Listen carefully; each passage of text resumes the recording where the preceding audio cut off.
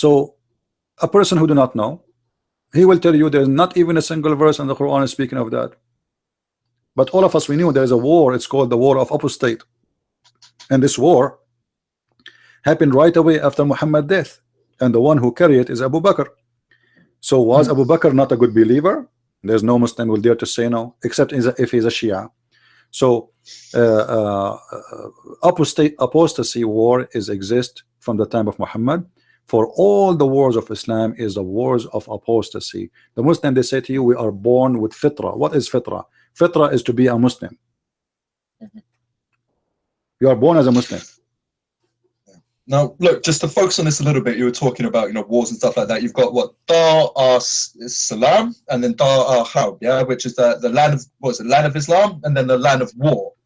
Now, any place that's not run under Islamic, the Sharia law is the Dar al-Harb, yeah, so the land of war. What do you feel, if that's the case, if that's how they look at us, how do you feel about the rise of Islam in Western countries?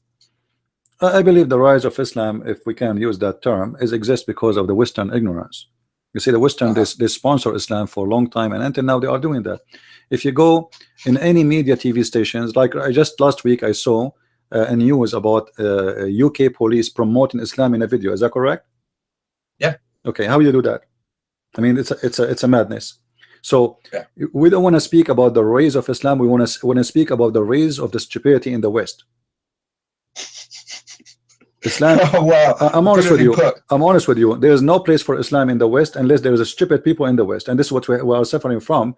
We have a lot of stupid, ignorant people who have no idea what they are doing. They are bringing the devil to their houses, and they are seeking destruction of their own countries. Otherwise, Islam have no place anywhere. Go to Saudi Arabia. Where is Islam? Even in Saudi Arabia, terrorists have no place. So how come they can find a place in England?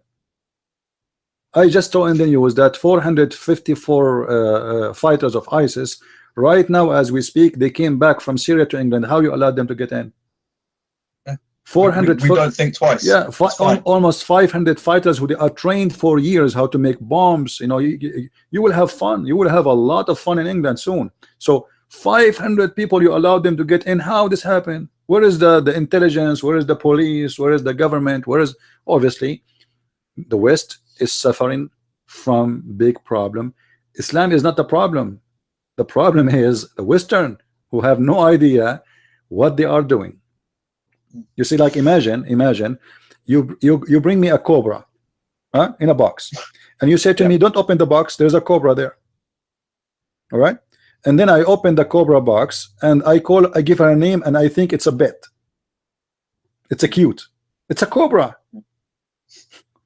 The cobra is a cobra, and this is exactly what the Western are doing to themselves. So I don't want to blame the Muslims and the rise of Islam. I don't believe there's something that's called the rise of Islam. But what happened, you see, the atheism attacked Christianity for the last centuries in Europe. So Western, they became empty, and the believers are, not many. So Islam found, and like you grow in a family, and then you start searching around you and looking around you, and if somebody want to believe in a religion, what is the religion is available? The atheist, they fought Christianity and they will not even allow it to breathe. They find only one place where nobody stopped that religion.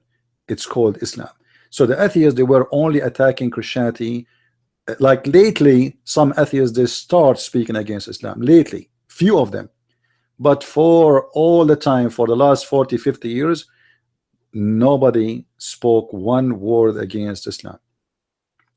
And this is why we are here, why I am doing what I am doing, because I found that somebody have to do the dirty job, to clean the garbage. Indeed. Well, look, you're doing a great job doing so. Why do you think after the 9/11 attacks, then it was George Bush coming out and referring to Islam as the religion of peace and all of this? Why was this narrative put into the mainstream when it was obviously quite apparent that these guys are here to cause us harm? As I said, the West is suffering from a stupidity, not from intelligence. Not only this. Each time the Muslim they attack you, like lately they stop doing that. But if you notice in the last almost 10 years.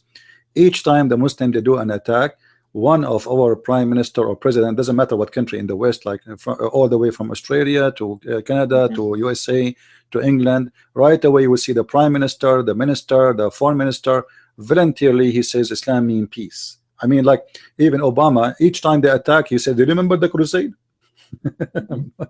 The crusade, the crusade is the best thing happened to the European, because if not the crusade, all of Europe will be Muslims long time ago. It was the crusade who stopped the Muslims. People don't want to see the truth that the crusade, they taught them in schools that the crusade are bad, they are criminals, they are disgusting. The crusade is the one who saved Europe, and this is the truth. You know, ask yourself, how come for the first 6 centuries after Jesus we never have a crusade? We never have a crusade. Needed. We have a crusade only after the Muslims attacked us. So the Muslim attacked us, and then when you attack back, you are the bad. I never heard of anyone speaking about the attack of the Muslims, but they speak against the crusade. And this is telling you that the mentality in the West was one-sided, run by the liberals who tried to put Christianity down. So what they have, what we can say about Christ, we cannot say much really. Christ did not do something bad. So now let us find something. It's the crusade. But the fact what the crusade was the best thing that the European they did in their history. Now for sure there's mistakes, and it's a war, there's always bad and good, but the crusade is what saved Europe to be Europe. And now because the Muslims, they don't face a crusade no more, they face a bunch of ignorant who have no idea what Islam is about. They've been taught nothing about it. And not only this, the media, the prime minister, the president, he keeps saying Islam is a wonderful religion, Muhammad was a peaceful man, Islam means peace. So, and even you see a church priest, is come back, he invite Muslim to teach children, Christian children, how to pray to Allah. Yeah, I've seen that a few times. It's horrible. Yeah, We've got English churches populated with old English white, you know, it doesn't matter their race, but still stereotypical English people. Yeah. And then you've got an Arab at the top singing the songs from the Quran. It's like, what are you doing here? Because not for a second would you know, an imam allow a Christian to come in and recite the Lord's Prayer in the mosque. You see, this is why I was saying even those who call themselves Christians are siding with the devil. So the problem for me, I don't see it. It is Islam. It is the stupidity in the West, and we need to find ignorance. You know, the Bible says, "My nation been destroyed because of their ignorance." And when you are ignorant, anything can destroy you. You know, anything. Damn right. Predictions for the future, my friend. What do you think Europe's going to look like? You know, even North America, could say Australia as well, if you include the Western world. If it continues like this over the next 15, 20, 30 years, how do you think society is going to change? I believe Europe is going to suffer a civil war in 30, 40 years, not only necessarily because of Muslims, but because you have, you know, soon you will have more immigrant than citizen, and then that will make you feel as a minority, and you will feel unjust, and then there's many people will bear arms and they will go for war, and it's a you know, the European countries are seeking destruction of their own land. Like just last week, I saw a study that in the city of Stuttgart in Germany, the German, they are the minority now. You know, the first time in their history, the German people in Stuttgart, they are. So imagine you live in a city, and this is your city of your grandfather and grandfather, and then suddenly you are a minority, and the second you turn to be a minority, that is the turning point where you are going to lose everything. Because, you know, don't you believe in democracy? Okay, democracy, the majority, they will win. As simple as that. You know, this is democracy. Indeed. Yeah. Well, I see it in person. There's a very famous place in London called Camden Market. It's just North London. It's a cool, eclectic place that people come to and have fun. And the last time I was in there, I played this little game, and, you know, once again, pardon the expression, but it's just the lack of indigenous people around were crazy. I said, spot the white guy, and I was driving for about 3 or 4 minutes. In fact, that's a lie. I parked up, I was driving. And it's not even about the white people, it's the fact that it's the dress as well. You know, if it was just loads of different races dressed in suits, or maybe, you know, a pair of jeans and a shirt with a paper and whatever, I wouldn't even blink twice. It's the fact that they look more kind of at home on a Star Wars planet, really, than in, you know, in North London. And it's very odd to see, and it's crazy. And you're walking through your hometown, you know, the capital of your own country, and just thinking, what is happening here? There's go to Wembley. It's the same thing. In Wembley, it's just like you're in the Middle East. It's nuts to witness. Yeah, it's a backstand. This is a backstand. They have nothing to do with even Middle East, even because Middle East, we don't have those people you have there, you know. And you see, I notice, I've been in England. I noticed that the English government, they welcome, the more you are into terrorism, the more you are welcome. If you see any terrorist who is wanted in his country, he always go and seek refuge in England. And that will make what will make me always question the legitimacy of the British intelligence and the government. I mean, what is the point of hosting those terrorists? They knew they are terrorists. Like, as an example, Abu Qatada is wanted for a long time in Jordan, wanted in Lebanon. What his name? Anjem Shawadri. All of them. Every one of them is wanted somewhere. So why you are bringing them to your country? That is a question. The British citizen, they should actually, if I am a citizen in England, I'm going to make a case against the government, you know, and I'm going to bring to justice those who allowed those people to have their citizenship. Not only they give them refugees as asylum, they give them salary, because the second you accept him as a refugee, you get him apartment, you get him. I remember when I was in England, I was you know, studying. A Muslim guy, he said to me, I was looking for an apartment to rent. He said to me, you can rent my apartment. I look at him, this guy, he don't look like he's wealthy.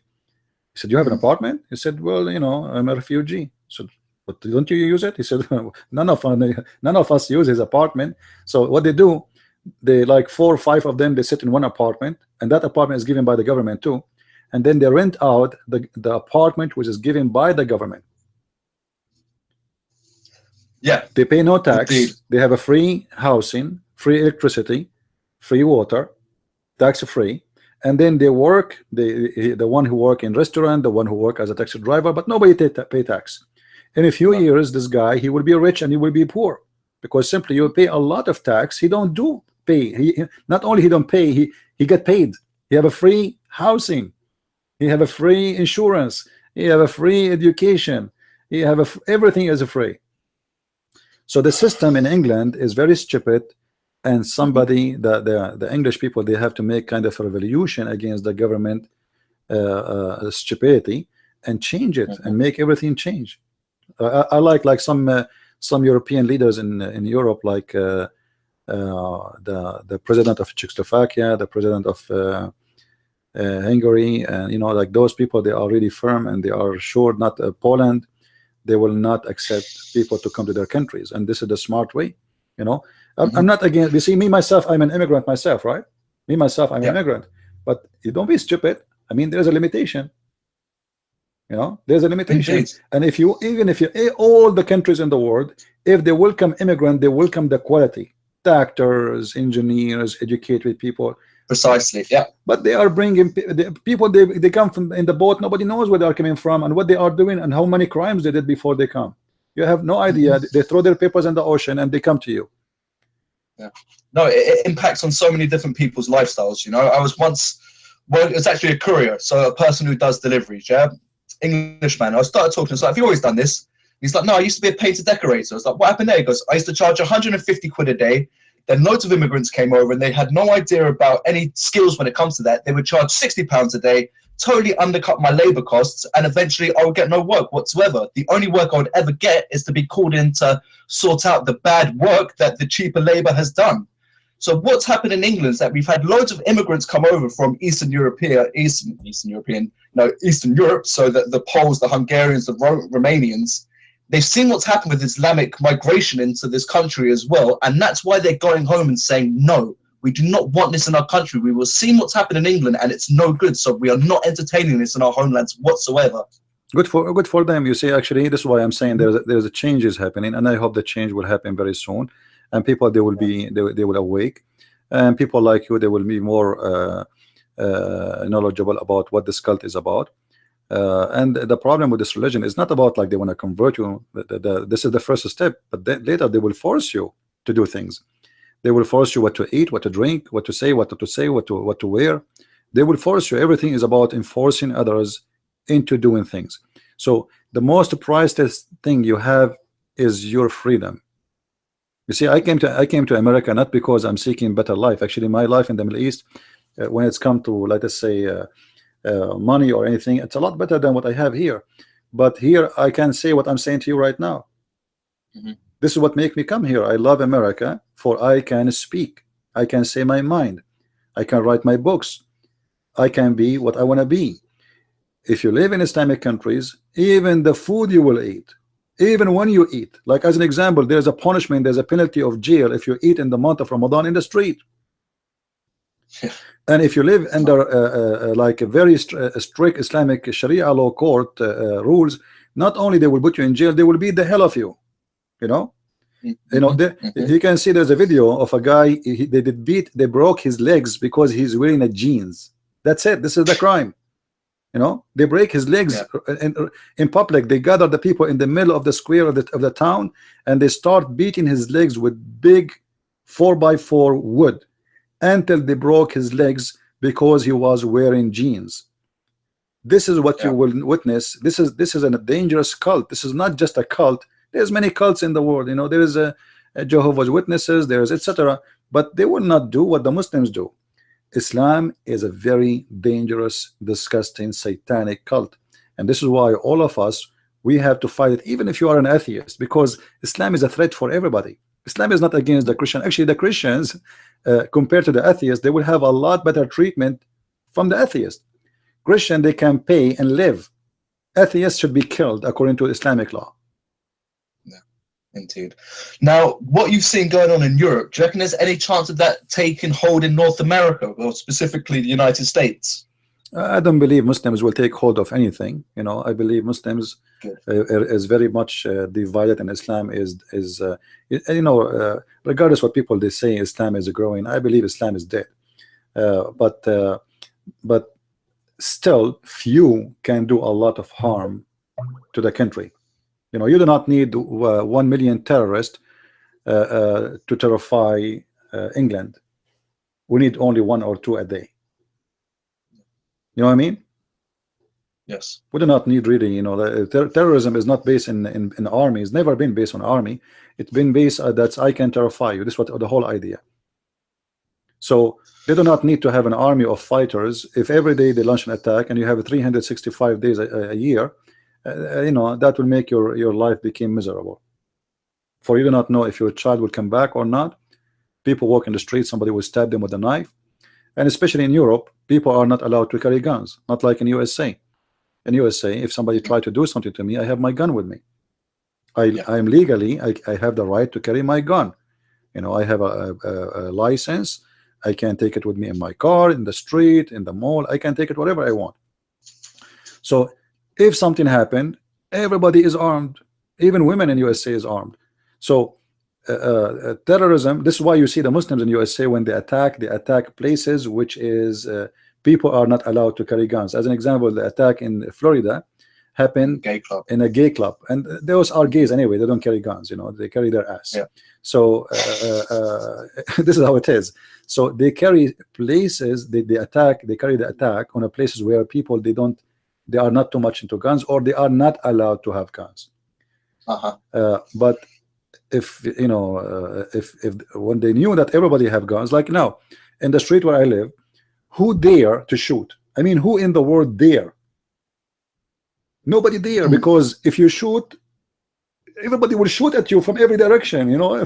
I mean, you hear this as well in America, that people are more reluctant to beat their horn, because we do it over in Europe, it's fine, but in America, you hoot the wrong person, he might have a gun. So you've got to be a little bit more careful before you start throwing your fingers up at someone. Absolutely. The second you withdraw your gun, you are dead. You are dead. You know, it's mean you are committing suicide, because somebody is going to shoot you, and obviously you don't withdraw your gun to say hello. You know, nobody would draw the gun just to scare people. It's just to do it. So the second you use your weapon, you're gone. You know, and when a criminal, he knew, like, you know, this is why I don't like cities which they allowed only, like they say, the guns are not allowed. By doing that, you allowed only criminals to have guns, and nobody can stop them. By the time the police will come, the guy will be like killing 50 people. You know. So true. And in America, you can't do that. You know, the only people who are going to be given their guns to, let's say there was an amnesty, it's only going to be the good people. All the bad people are going to keep the guns, and it's going to, yeah, they're way too far down the line. But Mr. Prince, I'm going to say to you, I'm going to stick a fork in this. I've got to crack on. But is there something you would like to get off your chest? I know you broadcast regularly and you speak very frequently, but is there one last thing you would like to express before I bid you good day? You know, I encourage people to read and to educate themselves, and don't ever listen to a Muslim teaching about Islam, because Muslims, they lie when they speak about the religion. I never saw a Muslim they believe in taqiyya, chapter 3 verse 28, and they practice it daily base. Don't learn about Islam from Muslims. Don't learn about Islam from liberals. Learn about Islam by seeking real source. When I speak about Islam, if you read my books, you can find them on Amazon, you will see that I never spoke of my own opinion. I have the Islamic reference right away in the front of you, everything the Muslim believe in. Muslims who speak English usually don't tell the truth, and a few of them, they speak the truth. Like, as an example, Anjem Shawadri, he speak the real Islam, but people, they say he's not a, you know, he's not really following the true Islam. ISIS, they speak the real Islam, but they say to you ISIS is not Islam. But the fact it is the opposite. Those are the true Muslims. Anything else is fake. And I challenge anyone to show me one thing ISIS did is not what Muhammad did. One thing, just one. You cannot find it. Muhammad, he ordered to burn people. Muhammad, he split a woman 2 pieces when she was alive. Muhammad, he ordered to kidnap. Muhammad, he ordered to assassinate. Muhammad, he killed women. Muhammad, he did everything. And actually ISIS, I believe strongly, are a lot nicer than Muhammad. So don't listen to just people say to you what they say. Check it out yourself, investigate, and don't be a fool. That's all. Awesome. Okay then, so well, look, thank you so much for your time today. I've really enjoyed it, and I've learned a lot. I well and truly have. So thank you so much. Thank you, my friend, and God bless. And feel free to contact me again if you like to have another talk time, and I will be happy to do it. That's great. I think there's a lot more knowledge for you to share, so I'll probably take you up on that offer. Thank you very much. Yeah, welcome. God bless. Take care. Top man. See you later. Bye bye. Bye bye.